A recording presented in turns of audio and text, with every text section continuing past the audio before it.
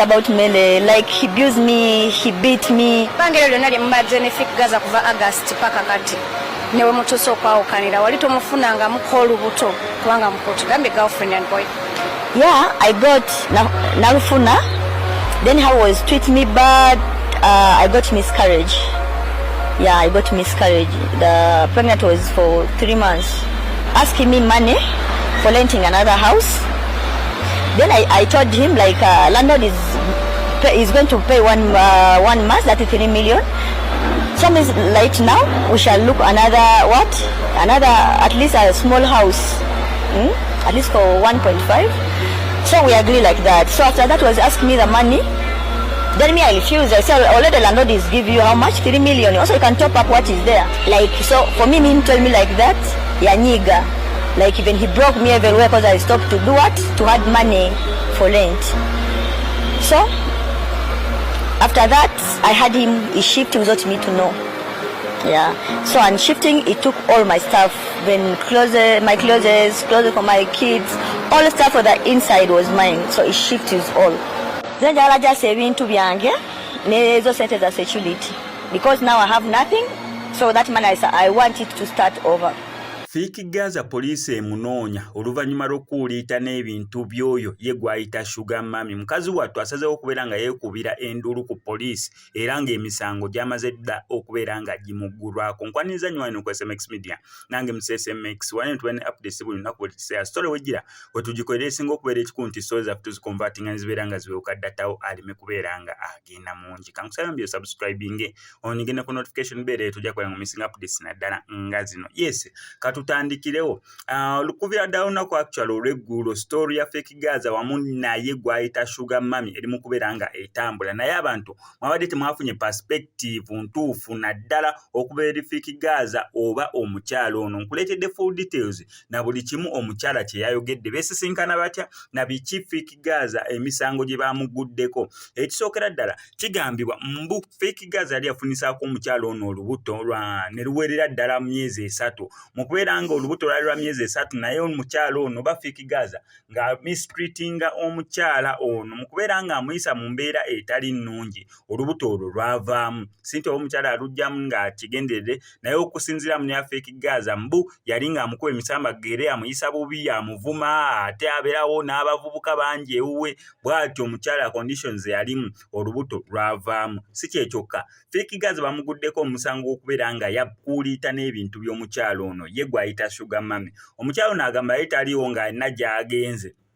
Yes, actually okusinzira ne ku mwana oyo gwe mutera olaba alinga nga mixed blood abeera mu nnyimba za Fake Gaza oyo mweru yeru mixed blood gwenza okuyitanga alinga nga mu kyotala oyo mwana w'ono omukyala ali mu kubeera nga ayogera ku nsonga ezo n'abajja batya okubeera nga basinkana ne Fake Gaza na misango ki gye yagudde ku Fake Gaza byonna kambikwe wanyo ku SMX Media osobola okubeera nga obyerabirako saba lwaki mbeera mbi munnyonnyolera ye nga waali. On top of that ngenda kuwa n'etteeka ya Fake Gaza kiki yasobodde okubeera nga ayogera ku mukyalo ono byonna wano ku SMX Media byebino. For now I'm homeless. I don't have even clothes to change. You find me have the house. I'm renting my house for 3 million. But now I'm homeless. I don't have anywhere to sleep. Love you kuluma okyayagala Fake Gaza. No, I don't need him anymore. Simwagala. Me and him it's done, yeah. Simwagala.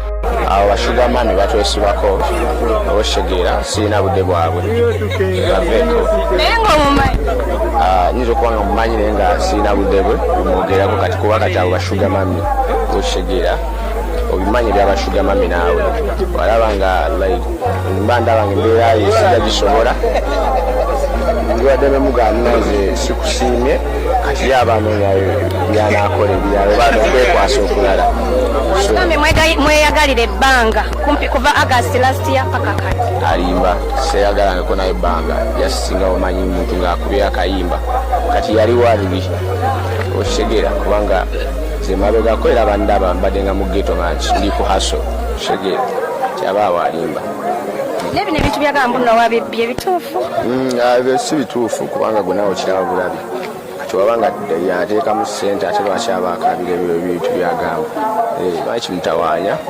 ne siina budde bwe yakutaddemu ssente nyingi kati ziwera ne miliyoni 3. Abaniga bange banteekamu ssente, bataano bange bano bendi nabo wano banteekamu ssente kuba bajja mu bivulu byange.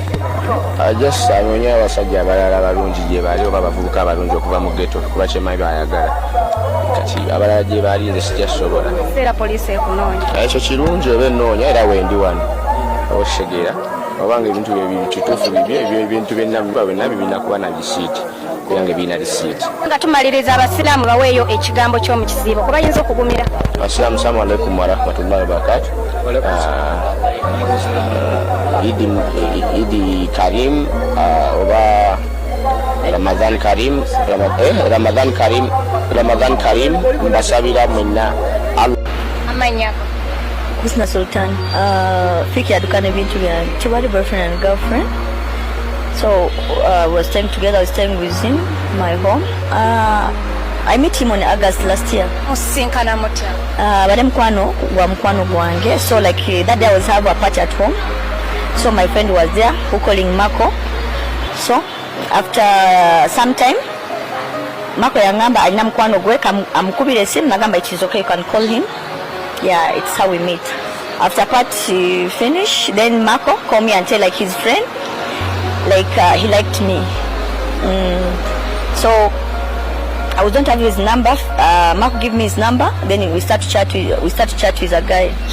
He came my home. So after that he did, like he stayed our first day, second day. So the first day like it was like go and come back. Then end of that time I saw like he was not moving at home. Yeah, and me I was like I can't chase him. So we start to stay together like that. Gaza ino mwana omuto gwatambula naye. Oyo mwana wuwo ne Fiki Gaza oba? No, he's another man. Naye nga wuwo? Yes, mwana wange. Time he shifting, I was not around. I was this side of Luaf on his house. So that time I see like guy treat me bad and my neighbor is at home. So like I was not free. So I decided to be at this side of Luafu. Then I left him there in Buziga.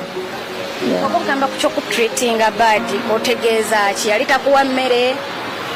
It's not about mele, like he abused me, he beat me. Bangero lyonna lye mumadde ne Fiki Gaza kuva August paka kati newe mutuuse okwawukanira wali tomufunanga muko Olubuto kubanga mukutu gambe girlfriend and boy. Yeah, I got nalufuna, then he was treat me bad. I got miscarriage. Yeah, I got miscarriage. The pregnant was for 3 months. Asking me money for renting another house. Then I told him like landlord is going to pay one month, that is 3 million. So means like now we shall look another at least a small house, at least for 1.5. So we agree like that. So after that was asking me the money. Then me I refused. I said already the landlord is give you how much? 3 million. Also you can top up what is there. Like so for me him told me like that. Yeah, nigga. Like even he broke me everywhere because I stopped to do what? To add money for rent. So after that I had him shift without me to know. Yeah. So on shifting he took all my stuff. Then my clothes for my kids, all the stuff for the inside was mine. So he shifted all. Then I just ebintu byange nezo sente za security because now I have nothing. So that man I want it to start over. Yeah. No, I don't need him anymore. Yes, I used to call, but he was broke me everywhere. You understand? So one time when I used another number to call him, that time he knows, that time we talk, I told him bring my things, I want my things. Then he told me, where are you bring your things? I direct him, but he didn't bring my things. Then I called him again on same number. By the time he know that number, he didn't pick me again. She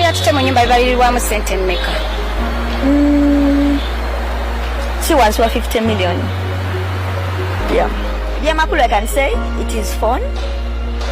And the money which I will support him about his music. Lingangamba the manager way. But I will support him as my boyfriend. By the time he was like, he's going to kill me, he's not going to give me even the spoon. So it's a day which I go to the police report. Yes, I'll report for the police. Yeah, reference I have it. Aduse nebintu byange. Nechilala like kungamba he's going to kill me. Like anywhere he's going to look and up to he find me where I'm staying, then he will kill me or he'll put fire on the house which is when I'm going to be get. For now I'm homeless. I don't have any clothes to change. If I may have the house, I'm renting my house for 3 million. But now I'm homeless. I don't have anywhere to sleep. Love you, Brumo Chaya Galafiki Gaza. No, I don't need him anymore. Simwagala. Me and him, it's done, yeah. Simwagala.